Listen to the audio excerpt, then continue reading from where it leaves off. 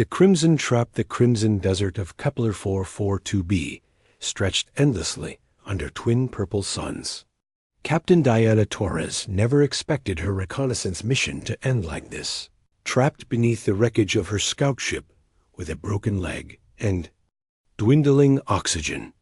The alien atmosphere was toxic to humans, and her environmental suit had taken critical damage during the crash.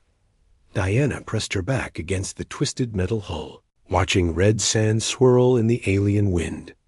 Her ship's emergency beacon had been transmitting for 3 days, but Earth Command was too far away to mount a rescue. The nearest human outpost was on the other side of the galaxy. She was alone on a hostile world, surrounded by creatures that hunted anything that moved. The desert wasn't empty. Strange six-legged predators with crystalline shells prowled the dunes at night, their chittering calls echoing across the wasteland. Diana had seen their handiwork, bleached bones scattered, near watering holes, picked clean by razor-sharp mandibles. Her weapon had enough charge for maybe 2 more shots as the larger sun began to set. Casting long shadows across the crimson landscape, Diana felt despair creeping in. Her water recycler was failing, and the pain in her shattered leg had become a constant throb. She closed her eyes and did something she hadn't done since childhood. She made a wish upon the first star visible in the alien sky. "Please," she whispered through cracked lips, "let someone find me before it's too late." The star she wished upon wasn't a star at all. High above the planet's atmosphere, Lieutenant Marcus Kane piloted his stealth fighter through a routine patrol. His ship's long-range sensors had detected the faint signal from Diana's beacon 3 hours ago. Command had written her off as lost, but Marcus couldn't abandon a fellow human to die alone on this godforsaken rock.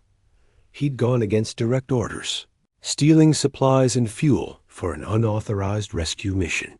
His career was over if he failed. But that didn't matter. Marcus had lost too many friends to alien worlds already. Not today. Not if he could help it. The fighter's scanners painted a picture of the crash site below. One human life sign, weak but steady. Hostile creatures circling. The wreckage like vultures. Marcus gritted his teeth and began his descent through the toxic atmosphere.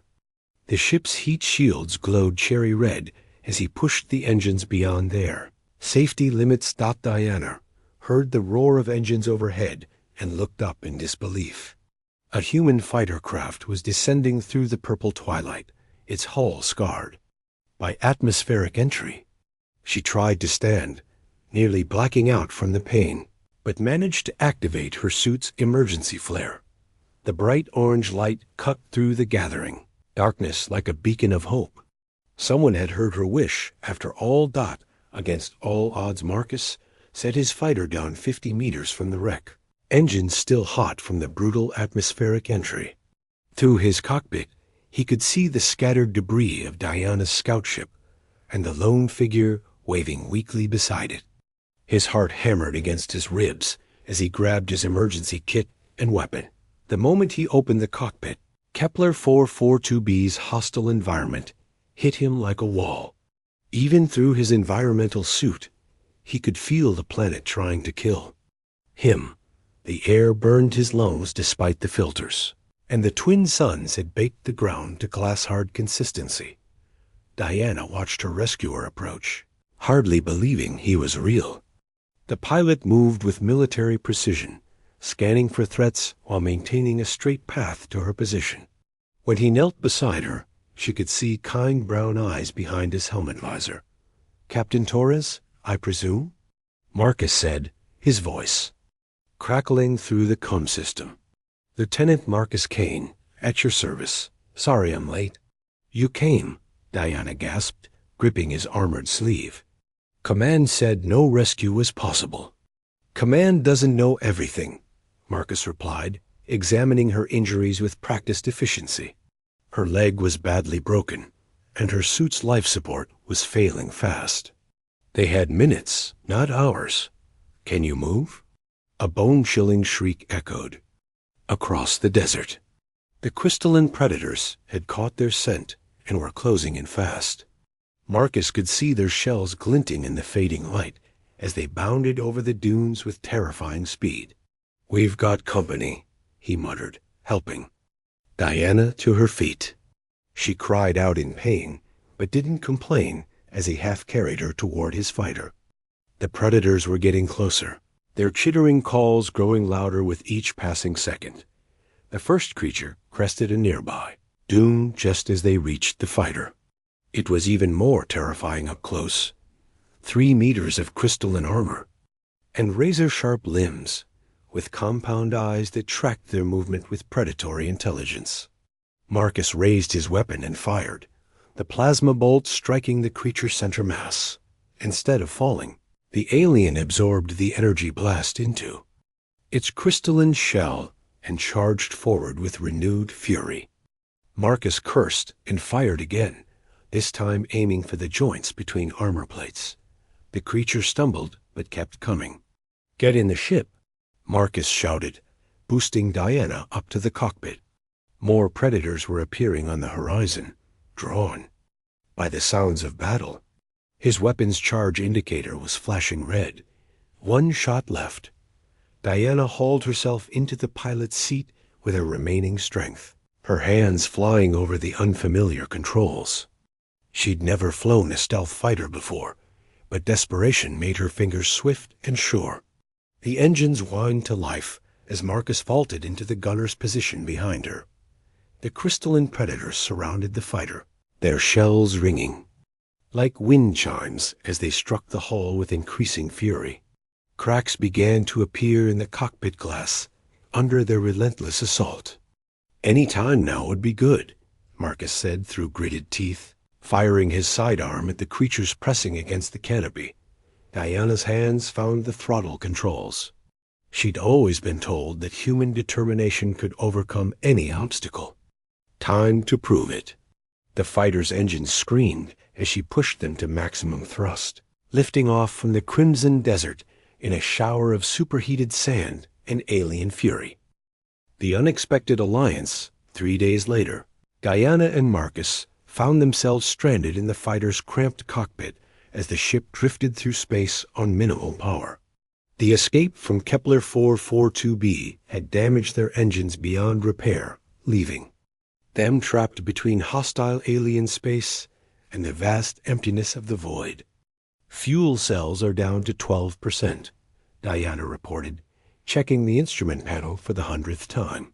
Her broken leg throbbed in the zero gravity, but she'd refused the pain medication to stay alert. "Life support will last maybe 6 hours. Marcus floated beside her, studying star charts on his portable display.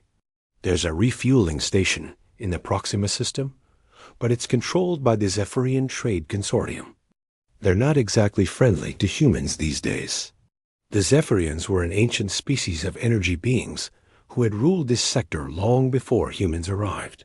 Recent territorial disputes had soured relations, leading to several bloody conflicts. Most human ships avoided Zephyrian space entirely. Diana made the decision that would change everything. "Set course for Proxima. We're going to try diplomacy."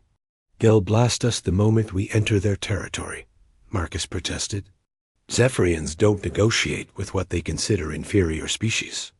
"Then we'll prove them wrong," Diana said with the quiet confidence that had earned her captain's rank at 28. Humanity didn't reach the stars by accepting defeat. The Proxima system appeared on their sensors 2 hours later, a brilliant white dwarf surrounded by crystalline space. Stations that pulsed with alien energy. Immediately, their communications array lit up with warning signals in the Zephyrians' harmonic language. Diana activated the universal translator and opened a channel. "Zephyrian Command, this is Captain Diana Torres of the Earth Colonial Fleet.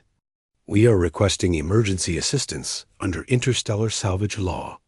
The response came as a cascade of musical tones that translated into barely contained hostility. "Human vessel, you have violated our sovereign space. Prepare to be destroyed." "Wait," Diana transmitted quickly. I have information about the crystalline. Predators of Kepler-442b. Your people have been trying to establish mining operations there for years. I can help you succeed where others have failed. A long silence followed. Diana and Marcus exchanged glances, hardly daring to breathe. Finally, a new voice responded, deeper, more melodious, carrying the authority of high rank. I am Warsinger, Vex High of the Zephyrian Defense Fleet. Your species is known for deception, human. Why should we trust your words? Diana thought of the creatures that had nearly killed them, their crystalline shells absorbing energy weapons like sponges. Because I've seen what those predators can do. They're not just animals, they're evolved to hunt energy beings. Your warriors are dying down there, aren't they? Another pause. When Vex High spoke again, there was something like respect in his harmonic voice. You have 60 seconds to explain yourself before I order your destruction. Marcus watched in amazement as Diana began to weave a tale of survival and cooperation. She described the predators' hunting patterns, their weakness to kinetic weapons, and the strategic value of working together against a common threat. Her words painted a picture of humans and Zephyrians standing side by side against the crystalline menace. Interesting, Vex High mused when she finished. Perhaps your species possesses more wisdom than we credited. You will dock at Station Prime for further discussion. As their damaged fighter was guided into the alien docking bay, Marcus shook his head in wonder. I can't believe that worked. Diana smiled despite the pain in her leg. Never underestimate the power of human ingenuity, Lieutenant. We're just getting started. Forging bonds under Fire Station Prime was unlike anything Diana had ever seen. Crystalline corridors pulsed with soft bioluminescent light, and the air hummed with harmonic frequencies that made her teeth ache. The Zephyrians who escorted them were even stranger, beings of pure energy contained within gossamer-thin environmental suits that sparkled like captured starlight. Vex High awaited them in what could only be described as a council chamber. His form shifted between solid and ethereal, energy patterns playing across his translucent features like aurora over ice. When he spoke, his voice resonated through the very walls. Captain Torres, he intoned, your proposal intrigues me. But words are wind without proof. How do you propose to demonstrate these tactics against the crystal spawn? Diana straightened despite the pain shooting through her leg. Give me a small unit of your warriors and some kinetic weapons. I'll show you how humans fight when our backs are against the wall. Marcus stepped forward, his hand resting on his sidearm. Captain, you can barely stand. Let me lead the demonstration. No, Diana said firmly. This has to be me. They need to see that humans don't ask others to take risks we won't take ourselves. Vex High's energy patterns flickered with what might have been amusement, bold words from a broken creature. Very well.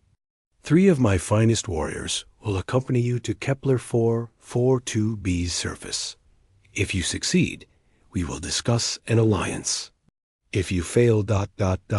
we won't fail, Diana interrupted. Failure isn't in our vocabulary. 6 hours later, Diana found herself back on the crimson desert of Kepler-442b, this time accompanied by 3 Zephyrian warriors whose energy forms blazed like miniature suns in the alien twilight. They had provided her with a powered exoskeleton to support her injured leg and kinetic weapons modified for human use. The crystalline predators attacked within minutes of their landing, drawn by the energy signatures of the Zephyrian warriors. Diana watched the aliens' confusion as their prey fought back with solid projectiles instead of energy beams. The creature's adaptive shells offered no protection against good old-fashioned bullets. Form up on me, Diana commanded, her voice carrying across the com system. These things hunt in coordinated packs. We need to be smarter than they are. What followed was a masterclass in human tactical thinking. Diana used the terrain to her advantage, funneling the predators into kill zones where the Zephyrians could concentrate their fire. She demonstrated suppression tactics, flanking maneuvers, and the art of controlled retreat, concepts foreign to the energy beings, who typically fought through overwhelming force. The battle lasted 3 hours. When the last predator fell, the desert was littered with crystalline remains that sparkled like broken glass in the twin sunlight. The Zephyrian warriors stood in stunned silence, their energy forms flickering with what Diana had learned to recognize as respect. Impossible. One of them whispered, "The crystal spawn have defended this world for millennia, yet you destroyed them with such primitive weapons." Diana leaned heavily on her modified rifle, exhaustion threatening to overwhelm her. It's not about the weapons. It's about how you use them. Humans have been fighting impossible odds since we first crawled out of caves. We've learned that intelligence beats raw power every time. When they returned to Station Prime, War Singer Vexhai greeted them with a formal harmonic salute that made the station's walls sing. "Captain Torres," he declared, "you have shown us something we thought impossible. That strength comes not from power alone, but from the courage to stand when all seems lost." Diana smiled, feeling the weight of history settling on her shoulders. "War Singer, I think this is the beginning of a beautiful friendship." The dawn of Unity 3 months after the battle on Kepler 442b, Diana stood on the observation deck of the newly constructed joint human-Zephyrian space station, watching ships from both species dock side by side. The alliance she had forged in desperation had grown into something neither race had thought possible: true cooperation between radically different species. Marcus joined her at the viewport, his lieutenant's insignia replaced by the new badge of the Interspecies Defense Force.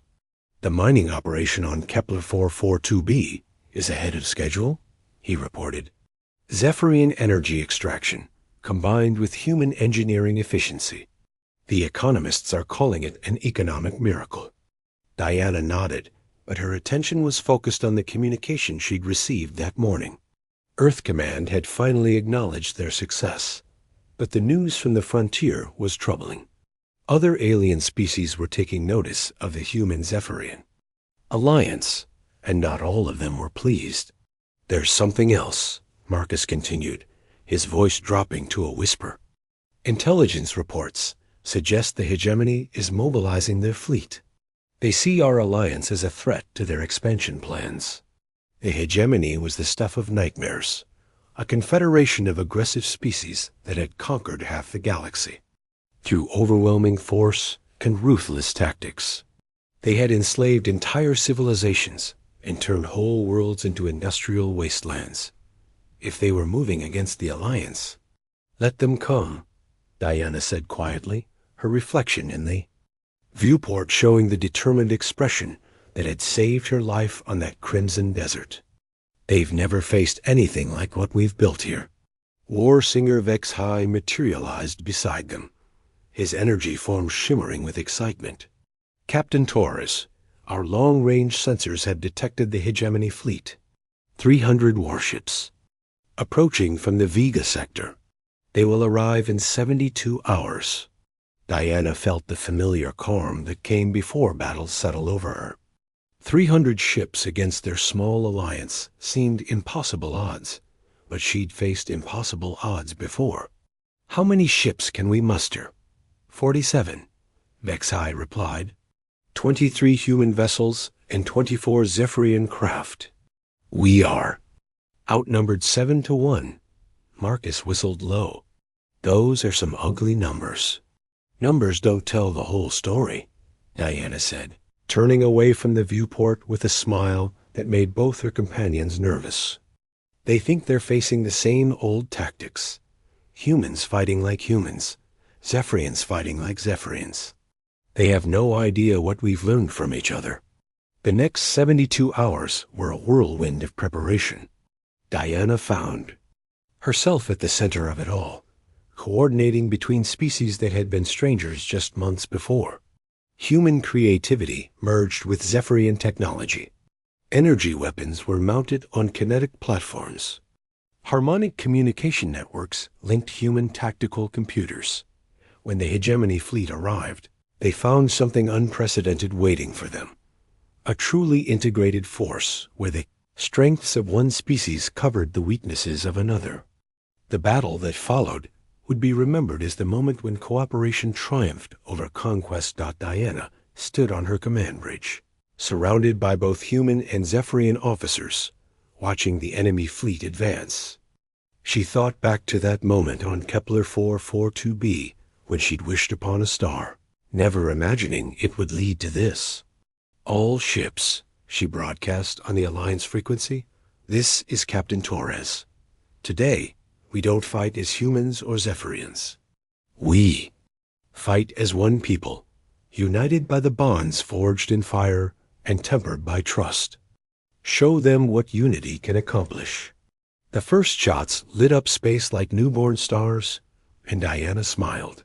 Humanity's greatest strength had always been its ability to turn enemies into allies, to find hope in hopeless situations, and to never give up when everything seemed lost. Today would prove that strength could move mountains and fleets.